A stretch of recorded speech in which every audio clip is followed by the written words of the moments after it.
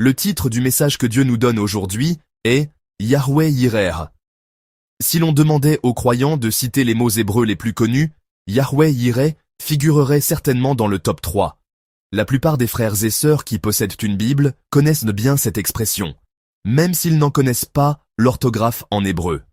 Cependant, s'il fallait choisir l'expression hébraïque dont le sens est le moins bien transmis, ou disons, pas entièrement transmis, ce serait probablement celle-ci, Yahweh Yireh. Beaucoup parmi vous diront que la signification de Yahweh Yireh est « l'Éternel pourvoira ». Puisque la Bible l'explique ainsi, vous pourriez penser qu'il n'y a pas grand-chose de plus à comprendre. En réalité, cette traduction, « l'Éternel a pourvu », est une interprétation assez libre.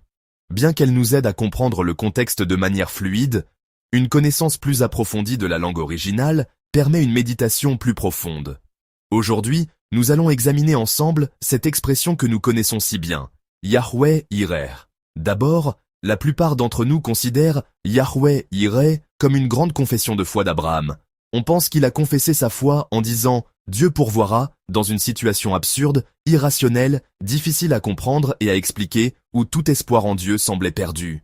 Cependant, si l'on lit le texte d'aujourd'hui avec un peu plus d'attention, on s'aperçoit que ce n'est pas du tout le cas.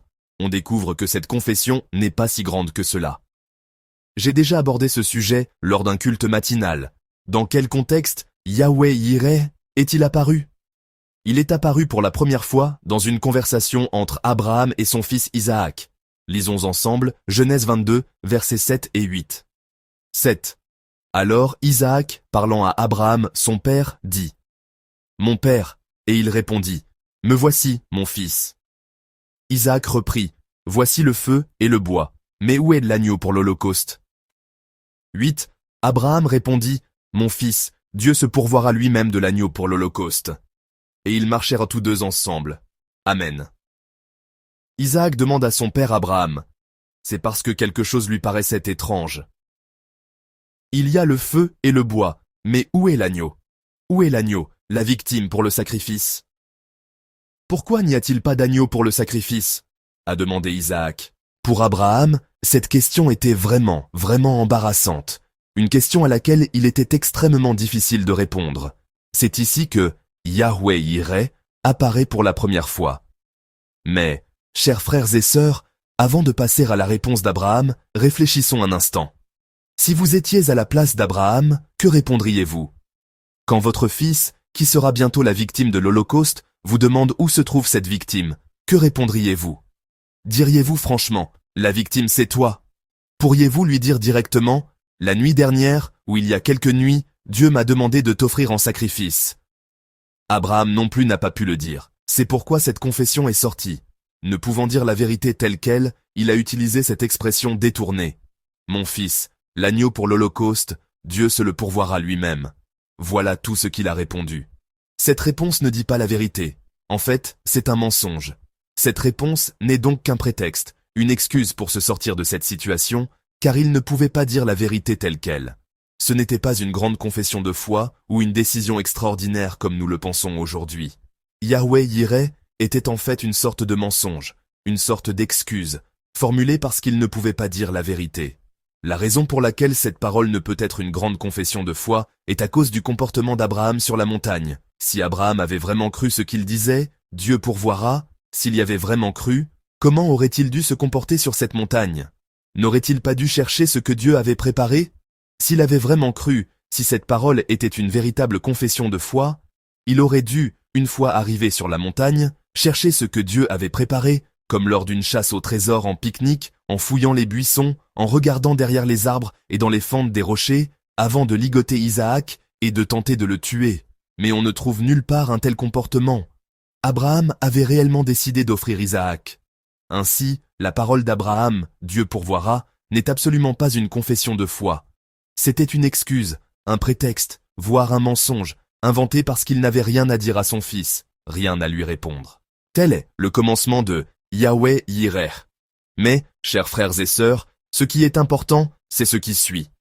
C'est la manière dont Dieu a transformé cette excuse, ce prétexte, voire ce mensonge.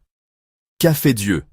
A-t-il laissé l'excuse rester une excuse, le prétexte rester un prétexte? Le mensonge restait un mensonge non réalisé? Non. Qu'a fait Dieu? Il a fait de ce prétexte une réalité. Cette parole, prononcée par un père qui ne trouvait pas les mots pour son fils, Dieu l'a réalisée à la lettre. Dieu a vraiment pourvu. Dieu a accompli exactement ce que Abraham avait dit. Dieu n'a pas laissé le prétexte rester un prétexte, ni l'excuse rester une excuse. Dans nos vies, nous vivons souvent de telles expériences. La dernière fois que j'ai expliqué ce passage, je vous ai raconté une histoire du début de mes études à l'étranger. Vous en souvenez-vous? Non? C'est une grâce pour moi, car cela me donne l'occasion de la raconter à nouveau. C'était au début de mes études en Allemagne, alors que j'apprenais l'allemand. J'avais beaucoup de mal à écouter et à parler. Peu importe comment je m'entraînais, je ne progressais pas. Je pouvais lire des textes et résoudre des exercices. Les Coréens ont cette capacité étonnante de répondre aux questions, même sans comprendre complètement les phrases.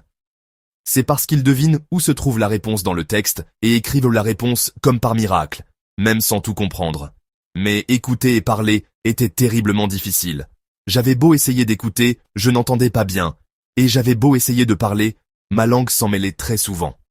À l'école de langue, quand le professeur posait une question, il fallait répondre. Le sujet du jour était la maison, l'endroit où je voulais vivre. Un ami a dit qu'il voulait vivre à la campagne, un autre dans un penthouse. Et moi, qu'ai-je répondu? L'allemand ne me venait pas à l'esprit, et les amis avant moi avaient déjà utilisé tout le vocabulaire que je connaissais. Comme je l'ai déjà dit, quand on apprend une langue, on ne dit pas ce qu'on pense vraiment. Il ne s'agit pas de dire dans quelle maison on veut vraiment vivre, mais de dire les mots que l'on connaît.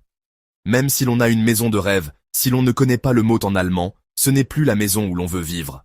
Et même si l'on ne veut pas y vivre, si la maison est composée de mots que l'on connaît en allemand, alors elle devient la maison où l'on veut vivre. Pensiez-vous que je n'avais pas de maison de rêve? Je voulais vivre dans un appartement SK avec vue sur l'église.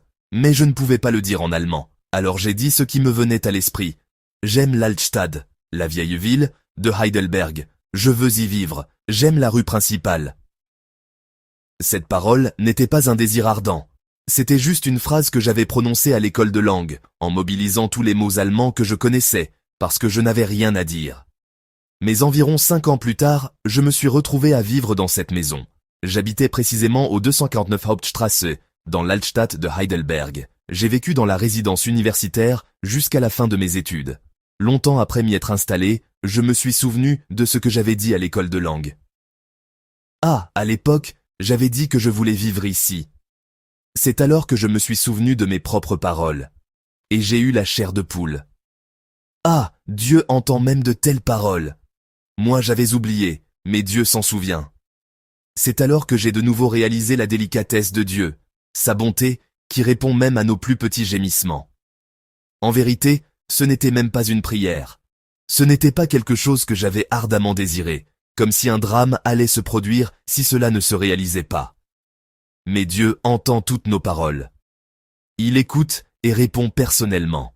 Et par cette réponse, il transforme notre petite voix en prière. Autrement dit, Dieu fait d'une parole qui n'était pas une prière. Une prière, c'est l'œuvre de Dieu qui se manifeste dans le texte d'aujourd'hui. En l'accomplissant ainsi, il fait de notre petite voix une confession de foi envers lui.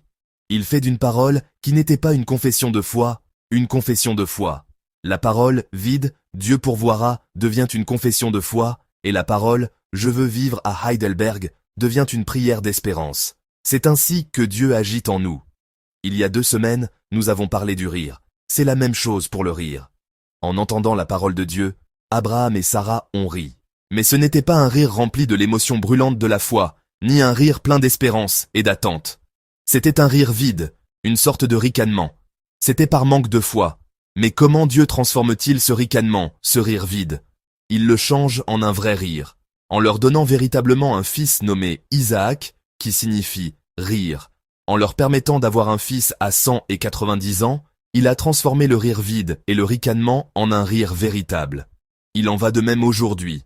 La parole « Dieu pourvoira » n'était pas une parole empreinte de foi ou d'espérance. C'était une excuse, une parole vaine, prononcée par un père qui ne pouvait se résoudre à dire « c'est toi, la victime ». Mais Dieu a fait de cette parole vaine une parole vraie. En l'accomplissant à la lettre, il a transformé une parole sans foi en une grande confession de foi. Ce qui est plus important que les paroles que les hommes prononcent, c'est la manière dont Dieu façonne ces paroles. Ce qui est plus important que la manière dont les gens confessent leur foi, c'est la manière dont Dieu accomplit cette confession. Le texte d'aujourd'hui nous révèle cette vérité étonnante. Chers frères et sœurs, il y a une deuxième chose que les gens comprennent mal dans le texte d'aujourd'hui. C'est la signification originale du mot hébreu « yireh ». Lisons ensemble le verset 14 de notre texte. Genèse 22, 14. Abraham donna à ce lieu le nom de Jéhovah-Jireh. C'est pourquoi l'on dit aujourd'hui, « À la montagne de l'Éternel, il sera pourvu. Amen. » Ici, l'expression Yahweh-Yireh est de nouveau mentionnée. Que signifie Yireh? Notre Bible le traduit par « pourvoir ». La plupart des traductions anglaises le traduisent par « provide », c'est-à-dire « fournir ». Ces deux traductions sont différentes l'une de l'autre, mais elles diffèrent aussi de l'original. Le mot « yireh » vient en fait du verbe hébreu « ra'a ». Le verbe « ra'a » signifie « voir ». À partir de ce sens fondamental, il peut prendre une forme passive et signifier « il se montrera »,« il sera vu » ou « il apparaîtra ». Adonai Yireh, Yahweh Yireh, signifie « Yahweh sera vu » ou « Yahweh apparaîtra ». Je pense que ce sens original est bien plus important que l'interprétation « pourvoir » de nos Bibles ou « il provide » de nombreuses traductions anglaises. Car dans le sens original, ce que Dieu révèle, ce que Dieu montre, prend une signification plus profonde et différente. Le sens de « pourvoira » implique que Dieu préparera quelque chose. Que ce soit un bélier ou une chèvre, Dieu préparera une bête pour le sacrifice, un quelque chose. Il en va de même pour la traduction anglaise « provide ». La parole « Dieu fournira » signifie que Dieu fournira un animal pour le sacrifice. Que ce soit un bélier ou un veau, il fournira quelque chose. Mais l'original est différent. Un peu différent. Adonai Yireh, Yahweh Yireh, Yahweh sera vu, Dieu apparaîtra. Ici, c'est Dieu lui-même qui est l'objet. Ce n'est pas que Dieu montre quelque chose, prépare quelque chose ou fournit quelque chose, un animal, une chose quelconque, mais c'est Dieu lui-même qui apparaîtra, c'est Dieu lui-même qui se montrera. Comprendre cela est une autre clé très importante pour comprendre le texte d'aujourd'hui, car ce que l'on voit ou ce qui est montré est extrêmement important dans ce passage de Yahweh, Yireh. Pourquoi Abraham a-t-il pu obéir en silence à cet ordre absurde d'offrir son fils en holocauste? C'est aussi à cause de ce qu'Abraham regardait. C'est parce qu'il avait une juste perspective entre celui qui donne le don et le don lui-même. Isaac, son fils unique et bien-aimé. Dieu lui a demandé de l'offrir en holocauste. Mais ce Dieu qui le demandait était celui-là même qui lui avait donné ce fils unique et bien-aimé. C'est celui-là même qui a donné le don. Dieu a donné Isaac à Abraham comme un don. Et maintenant, il lui demandait de sacrifier ce fils. Isaac est donc un don de Dieu, et Dieu est celui qui a donné le don d'Isaac. Maintenant, Abraham doit choisir entre les deux. Choisira-t-il le Dieu qui a donné le don, ou le don lui-même, Isaac? À ce moment de choix insensé, Abraham fait un choix mémorable dans l'histoire de l'humanité. Il a choisi non pas le don, mais le Dieu qui donne le don. Celui qui ne prépare pas simplement un quelque chose à offrir, mais celui qui s'est révélé lui-même, celui qui s'est montré sur cette montagne. Il a choisi ce Dieu-là. C'est aussi pour cela que la parole Yahweh Yireh, Dieu se montrera lui-même, Dieu apparaîtra lui-même, est si importante. Le bélier que Dieu donnera n'est pas l'essentiel. Qu'il donne un bélier, une chèvre ou rien du tout, ce qu'il a donné n'est pas l'important. L'important, c'est celui qui l'a donné. De même, nous devons regarder correctement. Nous ne devons pas regarder un simple bélier, un animal ou un homme, mais nous devons regarder Dieu lui-même. La direction que notre regard doit prendre, c'est Dieu lui-même. Dans cette histoire, Yahweh Yireh est une phrase où Dieu est le sujet du verbe ra'a, d'où Dieu montrera, Dieu se verra. Mais il y a un passage dans notre texte où Abraham est le sujet du verbe ra'a. C'est Genèse 22, verset 4. Lisons-le ensemble. Genèse 22, 4. Le troisième jour, Abraham, levant les yeux, vit le lieu de loin. Amen. Abraham lève les yeux et regarde au loin un lieu. Chers frères et sœurs, quel est ce lieu qu'Abraham regarde? Le lieu qu'Abraham regarde de loin est précisément l'endroit où Dieu lui a ordonné d'aller. Dans le texte d'aujourd'hui, Abraham regarde le lieu que Dieu lui a ordonné d'aller et dit « Dieu se montrera lui-même là-bas. Dieu se montrera lui-même là-bas. » Bien qu'il n'ait pas une grande foi, une foi si extraordinaire, la seule raison pour laquelle Abraham a pu passer l'épreuve de Dieu est qu'il regardait au bon endroit, là où il devait regarder. « Va au pays que je te montrerai, prends ton fils Isaac, et là, offre-le en holocauste. » Abraham suivait simplement cet ordre insensé. Même s'il ne pouvait ni comprendre ni expliquer cette situation avec sa propre logique ou sa propre sagesse, Abraham regardait l'endroit même que Dieu avait indiqué. Quand le Ra'a d'Abraham, ce qu'il voit, et le Ra'a de Dieu, ce que Dieu montre, se superposent, alors on voit l'œuvre de Dieu en Yahweh Yireh, et l'œuvre merveilleuse de voir Dieu lui-même se produit. Chers frères et sœurs, que regardons-nous ? Je vous bénis au nom du Seigneur, afin que vous puissiez voir ce que vous devez voir. Quand Abraham regardait ce qu'il devait regarder, Dieu s'est montré devant lui. Je prie pour que cette même œuvre se produise pour nous.